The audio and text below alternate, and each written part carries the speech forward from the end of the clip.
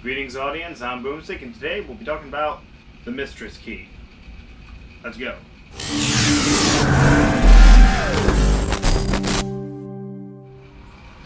The Mistress Key is a spring-powered blaster attachment that fires mega darts and can also be used as a bit of a rail riser. The Mistress Key was designed by June Atalanta and Kate Hines. They do not currently have social media, however, if they ever do, I will make sure to link those down in the description. They do, however, have a Google Docs sign-up sheet for where you can order one of these. I'll make sure I have that down in the description. The way the Mistress Key is designed to work is it's meant to slide over Picatinny rail. I will admit, I do love how the lines almost match up on my FDL3. Once you've got it set up on the Picatinny rail, there are 2 screws and 2 nuts that you'll need to use to assemble.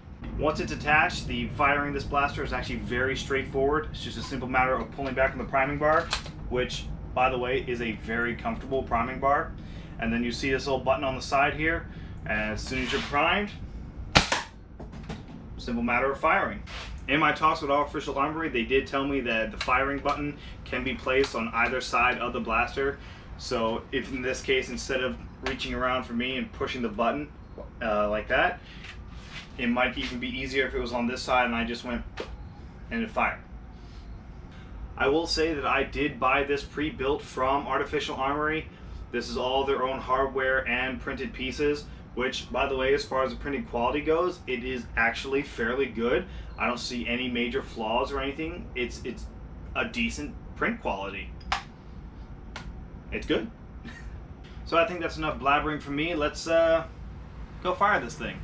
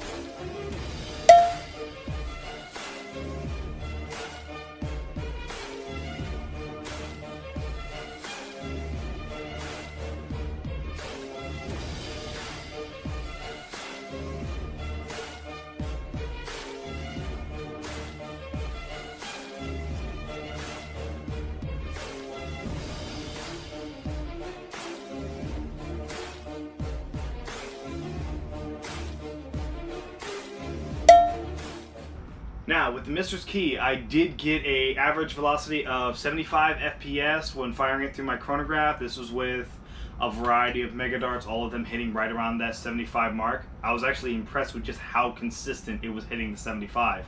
As far as range goes, I was getting 25 feet off of flat shots and 40 feet off of angle shots. I did find that the Mega Accu Fakes were actually the best during my own tests.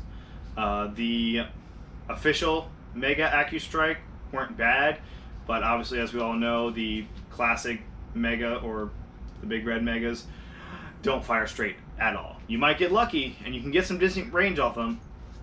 In fact, I think one of the official Nerf Mega Darts went 45-50 feet, but not accurate at all, so Now, as far as usefulness goes, it's going to depend on who you're playing with. I know for the Maryland Nerf herders, we have a couple of classes that require either mega, missiles, or socks or something.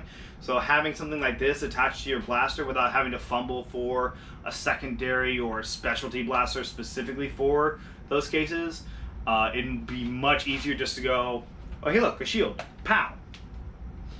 And it's accurate enough to where it should take care of any of those problems. In my talks with Artificial Armory, they did tell me that they have lots of plans for this in the future. I believe the word arm mounted was thrown around a lot, which might be in the future. There's also, I know that they're working on Meeker attachments for the Meeker barrels. If you remember my review on the knockout Meeker pistol with the threaded, not threaded exactly, but those front end attachments, they're working on one of those for this as well. So the possibilities are endless with this whole Caliburn style plunger system and a front end. It's literally sky's the limit. I cannot praise this blaster enough. Really, my only negative is that when you prime it back, if your hand is not in the proper placement, you could end up getting smacked by the priming bar. So when you're hitting the button, you want to make sure that your hand's all the way back here just to keep it safe. You'd hate to get your hand stuck between the plunger and the threaded rods, which, while it won't get your hand stuck, obviously it could hurt.